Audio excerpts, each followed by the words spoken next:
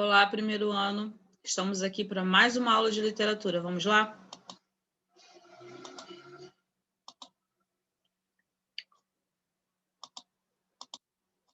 Vamos lá. Aula 6, quarto bimestre, Barroco no Brasil, parte 3. Prosopopeia de Bento Teixeira. Mais o gênero da oralidade, né? Já que toda vez que estamos falando em oralidade, interação na fala em língua portuguesa, no livro de vocês tem lá o gênero da oralidade em literatura, o cordel. Barroco, estamos falando do Barroco, né? Acho que é a terceira aula já. Seiscentismo em Portugal, 1580 a 1756. E no Brasil, 1601 a 1768. Então, quando fala em seiscentismo, Barroco. Contexto histórico: Renascimento, século XIV, XV e XVI. Racionalismo, humanismo, pensamento greco-latino, crítica aos dogmas da Igreja. Reformas religiosas, século XVI. Lutero, Alemanha. Calvino, Suíça. Igreja Católica, perda de poder. Contexto histórico, eu sempre falo até chegar para estar sempre bem memorizado o contexto histórico envolvido, porque a literatura está ligada ali à história. Reforma católica ou contra-reforma, Concílio de Trento, reafirmação da autoridade papal, Tribunal do Santo Ofício, Inquisição, perseguição, Index, censura. Barroco, características, né? Conflito, dilema e dúvida. Primeira característica, conflito, dilema e dúvida. Razão versus fé. Obediência versus experimentação. Então, o homem está naquele dilema de dúvida, ou serve a Cristo ou vive no mundo carnal. Renascimento versus Idade Média. Antropocentrismo, o homem no centro de tudo, versus teocentrismo, Deus no centro de tudo.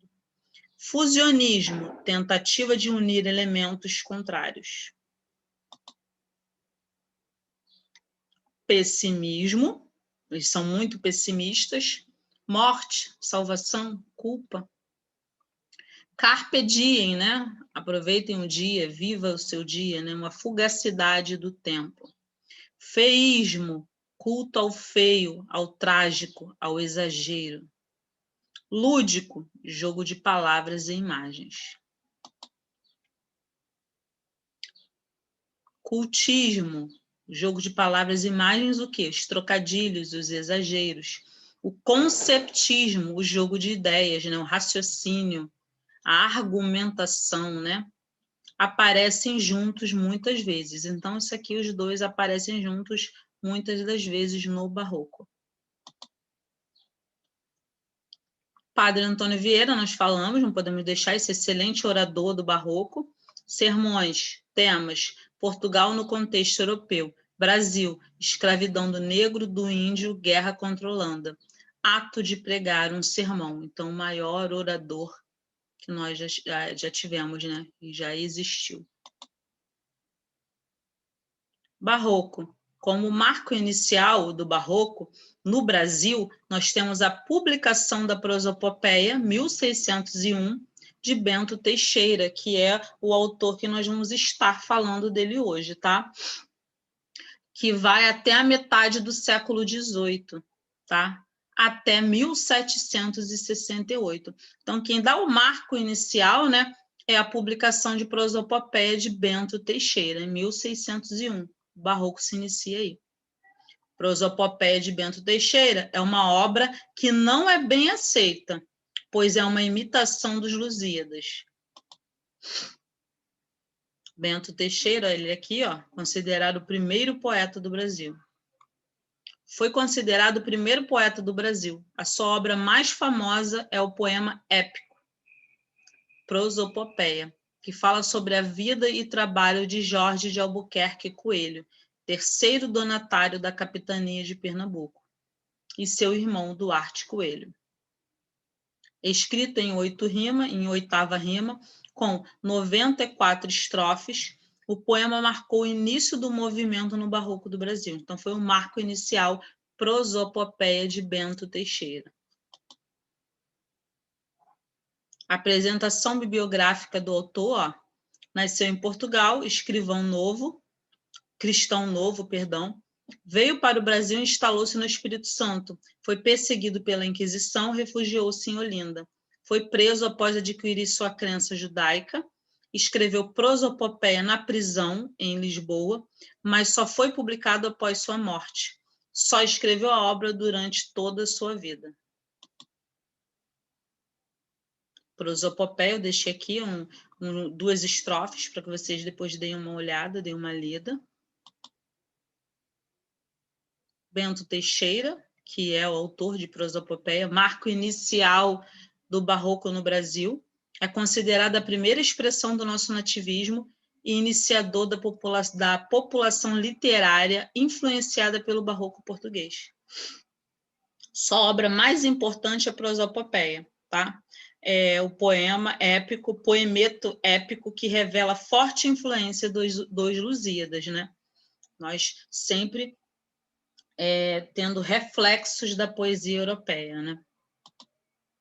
Afinal, estava se formando os poetas brasileiros, né? No Brasil, a duração no Brasil foi de 1601 a 1678, iniciando com a obra Prosopopeia, poema épico de Bento Teixeira. Mais um trechozinho aqui, ó, de Prosopopeia. Aqui eu deixei essa linha do tempo, tudo que nós já vimos, né? Ó, trovadorismo, humanismo, classicismo.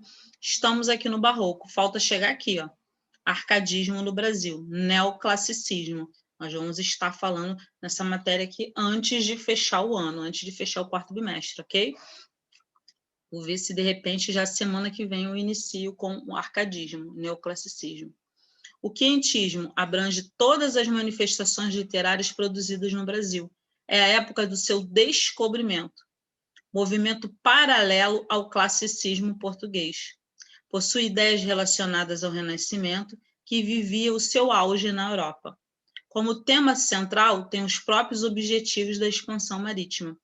A conquista material, na forma da literatura informativa das grandes navegações, a conquista espiritual, resultante da política portuguesa da Contra-Reforma, e representada pela literatura jesuítica da Companhia de Jesus. Então, vou deixar essa aqui, você vai ficar lá com vocês, daqui a pouco eu vou colocar em PDF lá, a linha do tempo. Coloquei um pouco do quinhentismo, para vocês não esquecerem, por favor, ó. É a dominação genérica de todas as manifestações escritas ocorridas no Brasil durante o século XVI. Ainda não podemos falar em literatura do Brasil, que reflete o que pensa o homem brasileiro, mas apenas em produção escrita no Brasil. A literatura quinhentista expressa as ambições, intenções e pontos de vista do homem europeu em relação à terra descoberta. Então, aqui é uma descrição, né, da terra que os portugueses estão começando aqui a colonizar, a conquistar. Outro quadro esquemático, ó, 1500, primeiros documentos sobre o Brasil, Carta de Pero Vaz de Caminha, já falamos. Agora, 1601, início da Era Barroca, né? Prosopopeia de Bento Teixeira, que é o marco inicial do Barroco, 1601. O gênero cordel, a oralidade, a literatura de cordel, está lá no livro de vocês, tá? Então, o que é essa literatura de cordel? Vamos ver? Gêneros literários, literatura de cordel, conhecida também como um folheto, escrita na forma rimada ou cantada, né, cantada, estrofes com 6, 8 ou 10 versos, veio de Portugal para Salvador, barbante para exposição, então eles são feitos e são expostos em barbantezinhos, o cordel, tá? Usa-se estilogravuras. Academia Brasileira de Literatura de Cordel. Aqui, ó. Cordel como um gênero, né, textual também, né? Ela pode ser conceituada como poesia na literatura de cunho teor popular, construída linguisticamente com base na cultura da raça humana, tá? A história do cordel. O cordel é uma literatura genuinamente nordestina. Suas origens estão ligadas com a poesia oral dos trovadores. Nós falamos dos trovadores renascentistas do século XVI. No Nordeste, o cordel surgiu através dos cânticos sertanejos, que acabaram originando não apenas o cordel, mas a cultura do repente e da embolada.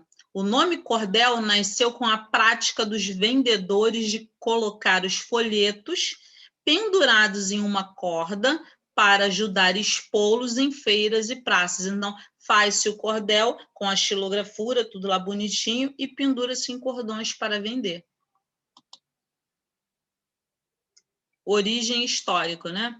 Há notícias da existência do cordel em Portugal, Espanha, França, muito antes do descobrimento do Brasil. Aqui chegou com os colonizadores, por volta do século XVI. No Brasil, começou a ser editado por volta de 1893 a 1895, com o poeta de Pombal, Leandro Gomes de Barros.